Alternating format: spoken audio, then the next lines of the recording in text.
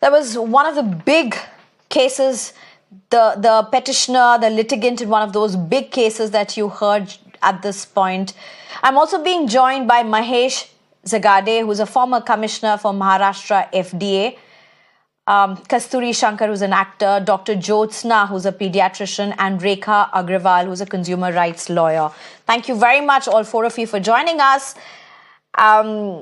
This is a conversation that will take time. I hope to delve in some points with all of you, giving ample time to each speak. Let me just come across to Mahesh Zagade at this point. Mahesh, thank you so much for joining us, sir.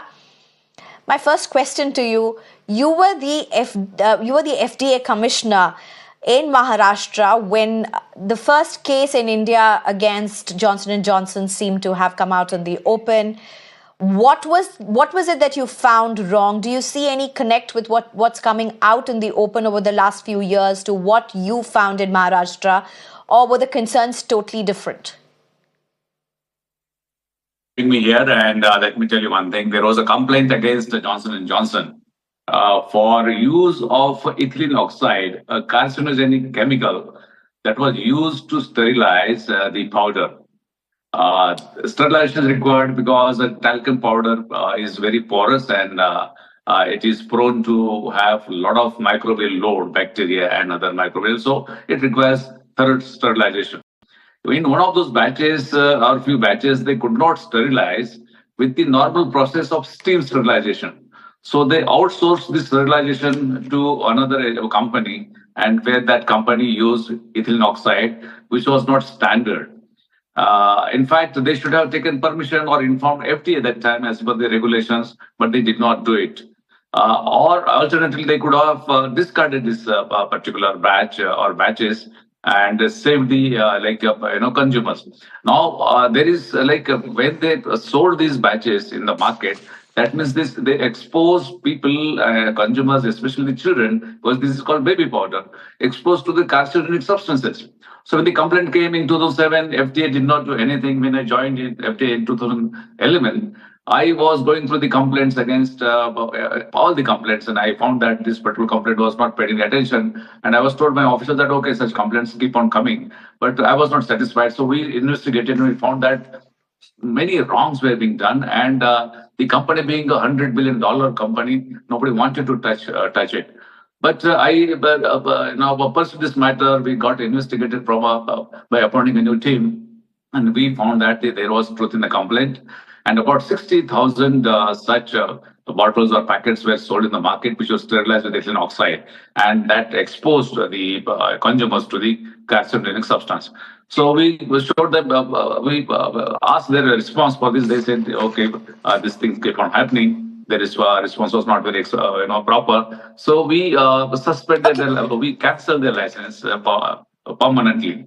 So that was one action that sent shock waves across the world, because to cancel Johnson & Johnson license for such thing was not heard of.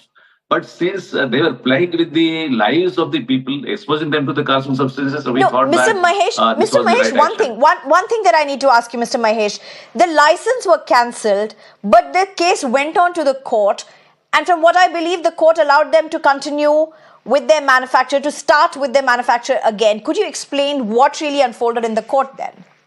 Okay, this court for 90 days, this plant remained closed. Plant in the sense this manufacture of Johnson & Johnson product remained closed. That was stopped. And then matter went to the High Court. It was debated from both sides. But court somehow was convinced about what FDA had done. But there are certain things which are beyond, these public discussions. So what court had taken a stand that, okay, you give them one more notice and then give them chance of hearing once again, and then you take a fresh decision. And that's how the matter came back to the FDA, and then notice was to be given. But by the time I was transferred, because they wanted to buy out the time, and tell you why they wanted to buy out the time. Because I had taken action against another product called hip joint. Johnson & Johnson's subsidiary Debut had supplied about 5,000 such faulty hip joints in India that caused immense pain and other complications in the patients. I had filed FIR against them. and of course, subsequently they sold out. Mr. Mahesh? So, yeah. Mr. Mahesh, thank you for talking to us.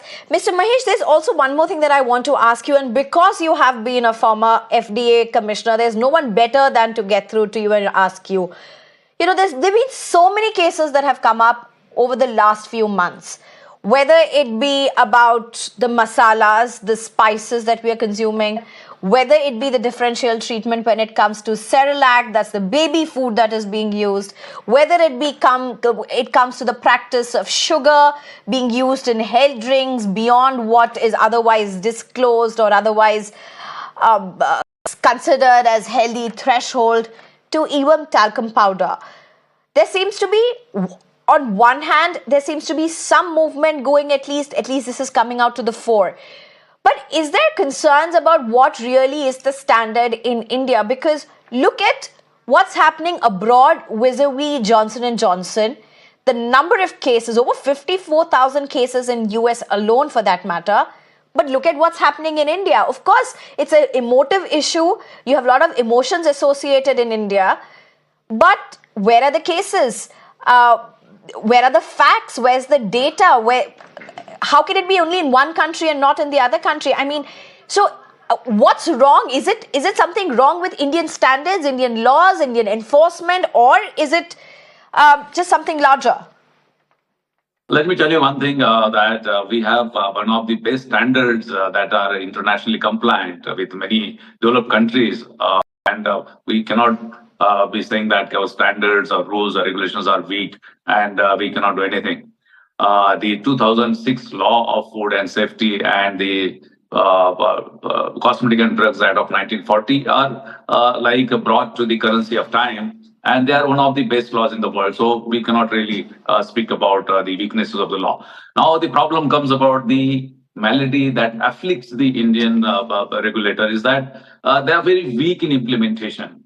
And they have become a little reactive. Right. Whatever happens, if there is some complaint and then it is investigated, or somebody abroad, they find something in that, and then the matter is like reacted and they start investigation. But the law requires that whenever the such batches are manufactured, before the batches are manufactured, they have to check the purity of the raw material, and before the batches are released in the market, they have to again see that batches are proper or not. Unfortunately, it appears that the regular across the country, and especially the national regulator also, they are not as strong in implementation, and they lack in this particular segment. My experience, personal experience with the FDA, that we can do wonderful job if we really push the administration, whatever the responsibility is given to them. Unfortunately, Right. we are not very much concerned with what happens to the consumer. The laws are that this should be prevented rather than action taken after the event has happened. This country should also know that Right. the laws are so robust that prevention is the basic spirit of the law, and not punish the guilty, like punishment of the Johnson and Johnson. So Right. after the exposure and people exposed to cancer and then suffering, so there has to be prevention. One more aspect, let me tell you. I think it's just the same issue coming out in a different form. Strong laws that exist, but the enforcement possibly becoming even harder. But Mr. Mahesh, thank you so much for joining us in such a short notice.